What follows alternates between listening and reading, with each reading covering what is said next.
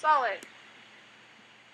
Alright, so today we're going to be talking about the solubility product constant, which is called KSP. It's very similar to K equilibrium, so that this time we're dealing with a solid. What happens when we take a solid and we dissolve it into water? What's going to happen? It's going to break apart into its ions. So we're going to have a lead ion, right? What kind of charge is this lead ion going to have?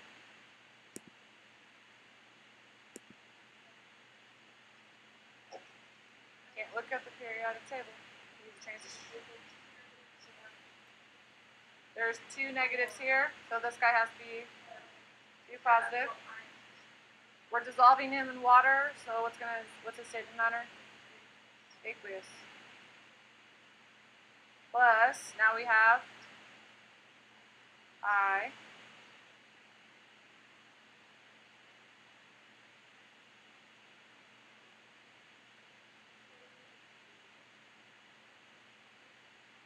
Now, I'm sure this is all flashing through your minds right now. I is a diatomic molecule, so he can never, ever, ever be by himself, right? So why did I write 2I and not I squared, or I? Because this is all in water, so he is not all by himself, okay? He is making friends with the water molecules, right? Nope. Remember, when something's aqueous, it's not really, it's kind of like, it's not affecting the reaction. We're taking this and it's breaking apart. It's not bonding to these guys. It's just helping the process happen. Kind of like a catalyst a little bit. Alright, so if we do this, the KSP is going to be 8.5 times 10 to the negative 9. Okay, remember this is going to be given to you just like I would give you K equilibrium. So let's just pretend that we're doing K equilibrium. Okay, if I was to do K equilibrium, let's write out our equilibrium constant expression, right? So I'm going to take my products, right? So the concentration of my iodine squared, because there's 2 of them, right? Times my concentration of my lead, and there's only one of them, divided by my reactants, but oh wait a second. These are a solid, so we don't have anything on the bottom, right? Because we ignore liquids and solids. So basically, all we have are 2 things multiplied together, no division, correct? So K equilibrium of a solid dissolved into its ions is the same thing as KSP. KSP, K equilibrium, are virtually the same thing, except KSP, the solubility product constant, is specifically only used when taking a solid and dissolving it into it. So it's a type of K equilibrium. It's a specific type. Just like you guys are all girls. Like Kirsten is specifically Kirsten, right? But you're all girls. Caitlin is specifically Caitlin. But you're still all girls, okay? This is an equilibrium constant, but it's specifically dealing with a solid dissolving into its ions. Okay, it's still an equilibrium constant. It's just a specific. Okay, this one wouldn't work for gases. This one wouldn't work for pressures. Okay, so we can actually do it the exact same way. So let's look at this example down here. We can do the solubility equilibrium just like we've been doing, except it actually is a whole lot easier. So let's take this example. We have calcium phosphate, and it has a KSP of 2 times 10 to the negative 29. So first of all, we need to write a chemical equation, right? So we are going to take calcium phosphate, and what do you think the state of matter is going to be here? Solid. How do I know that it's a solid without me telling you? Because KSP is only used when having a solid dissolving into its ions. So if we are going to dissolve this guy into water, it's going to break apart into calcium and phosphate. So we're going to have 3 calciums. What's the charge of calcium? 2 positive, and this is going to be aqueous. Plus 2 phosphates. What's the charge of phosphate?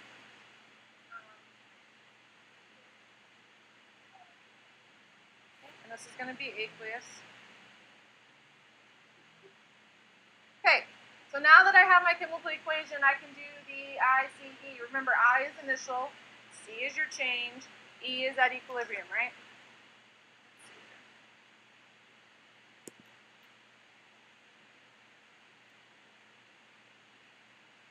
I think I forgot the number. Pause.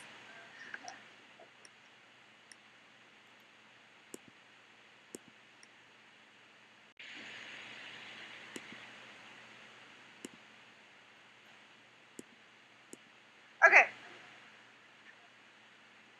Okay, so if it's a solid, does it have a value? This is what I mean where I say that this is a lot easier. Okay.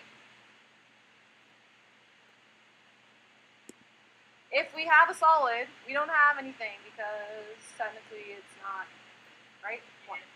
Okay, so over here, our initial concentration, before we dissolve this, we initially have how many ions? Before we dissolve this. Before we dissolve this. Before we dissolve this, how many ions do we have? None. Because it's a solid.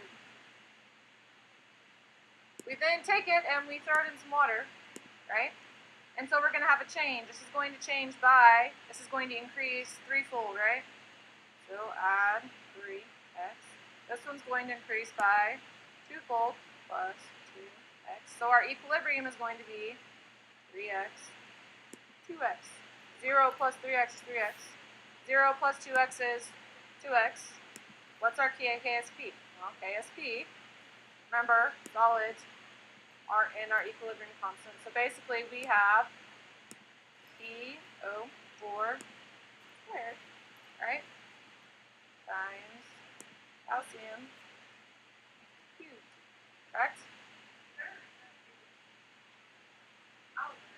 Oh, basically when I do KSP, I just tell myself I read it backwards. This goes on top, this goes on bottom, so then I just start over here. And that way I don't forget anybody. Okay, so now I need to use my equilibrium, my ice table, to solve for x, right? So, you know my concentration of my PO4 is 2x, right? So it'll be 2x squared, right? Calcium is 3x cubed.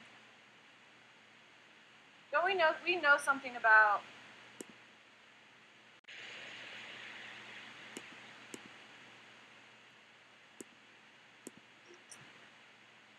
okay, so our order of operations got us a second ago. We need to, first of all, when we get to this step, so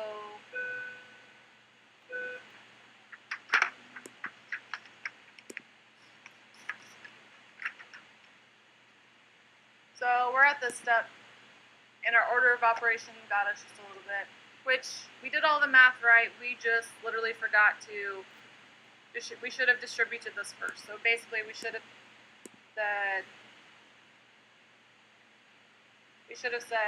2 distributes to 2, so that would be 4x squared times 27x cubed. Then I can use my cheater rule. I skipped a step. Okay, so now 4 times 27 is 108. When you multiply exponents, you can just add them. So then we get x5. X to the 5th. Wow, that's not it.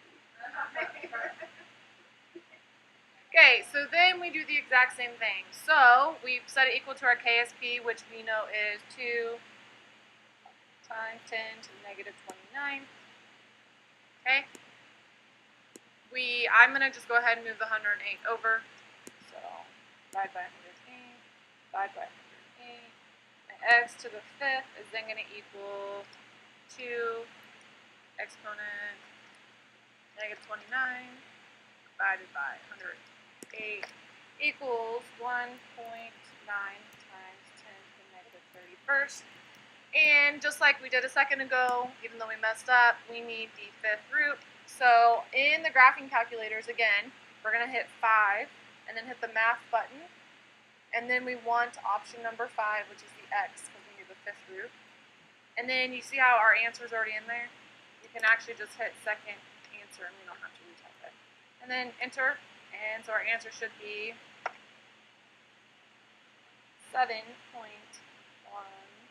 times 10 to the negative 7. But we're not done yet, right? So to find our calcium, we're going to take 3 times 7. 1 times 10 to the negative 7, which equals 2.1 times 10 to the negative 6. Our phosphate is 2 times 7.1 times 10 to the negative 7, which equals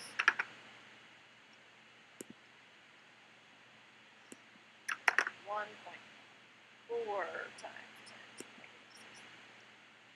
So if we have learned anything, order of operations, back, when did we learn that, 2nd grade? Yeah, we can't forget about that guy. It even got the teacher, right? Okay, order of operations. But see, this is not really a new thing that we just did, right? This is exactly the same thing we've been doing, except this time we are dealing with a solid dissolving into water. Okay, but basically it's still an equilibrium constant, right? It's just, honestly, it's a really easy version because we don't have any initial values. Our math is really easy, right? Unlike having to use the solver on our calculator, right?